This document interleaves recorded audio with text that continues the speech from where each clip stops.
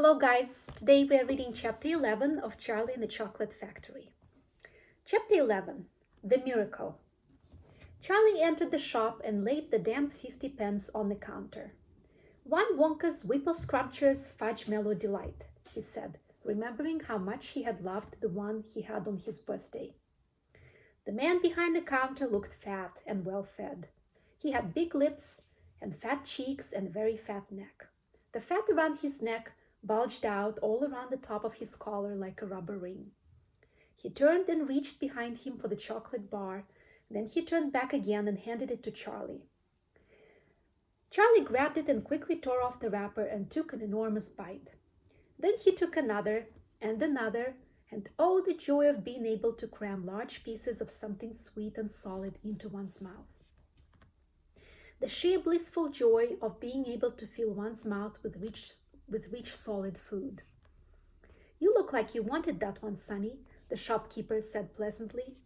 Charlie nodded, his mouth bulging with chocolate. The shopkeeper put Charlie's change on the counter. "Take it easy," he said. "It'll give you a tummy ache if you swallow it like that without chewing." Charlie went on wolfing the chocolate. He couldn't stop, and in less than half a minute, the whole thing had disappeared down his throat. He was quite out of breath, but he felt marvelously, extraordinarily happy. He reached out a hand to take the change. Then he paused. His eyes were just above the level of the counter. They were staring at the silver coins lying there. The coins were all 5-penny pieces. There were 9 of them altogether. Surely it wouldn't matter if he spent just one more. "I think," he said quietly, "I think I'll have just one more of those chocolate bars. The same kind as before, please." "Why not?" the fat shopkeeper said, reaching behind him again and taking another Whipple Scrumptious Fudge Mellow Delight from the shelf. He laid it on the counter. Charlie picked it up and tore off the wrapper, and suddenly, from underneath the wrapper, there came a brilliant flash of gold. Charlie's heart stood still. "It's a golden ticket!" screamed the shopkeeper, leaping about a foot in the air. "You've got a golden ticket! You've found the last golden ticket! Hey, would you believe it? Come and look at this, everybody! The kids found Wonka's last golden ticket. There it is. It's right here in his hands." It seemed as though the shopkeeper might be going to have a fit. "In my shop, too," he yelled. "He found it right here in my own little shop. Somebody call the newspapers quick and let them know. Watch out now, Sonny. Don't tear it as you unwrap it. That thing is precious."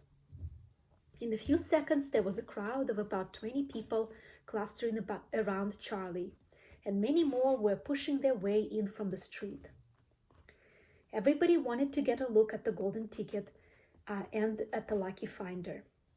"Where is it?" somebody shouted. "Hold it up so all of us can see it."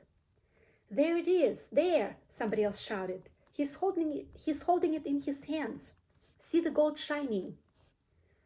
"How did he manage to find it, I'd like to know?" a large boy shouted angrily. 20 bars a day I've been buying for weeks and weeks."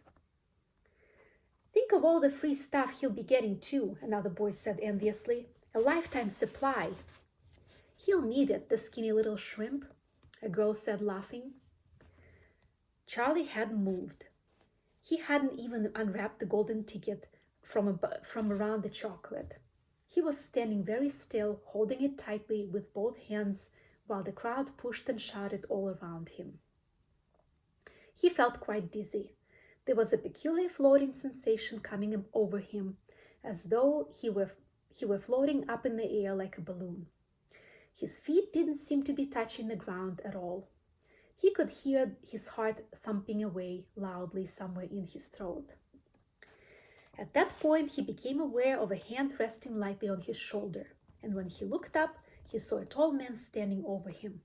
"Listen," the man whispered, "I'll buy it from you. I'll give you 50 pounds. How about that? And I'll give you a new bicycle as well, okay?" "Are you crazy?" shouted the woman who was standing equally close. "Why, I'd give him 200 pounds for that ticket." "You want to sell that ticket for 200 pounds, young man?" "That's quite enough of that.